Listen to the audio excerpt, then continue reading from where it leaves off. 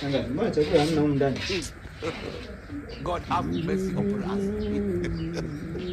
Shangazi. Chakula mbona ndani? Nitakuzaba kibao baba, nitakuzaba kibao.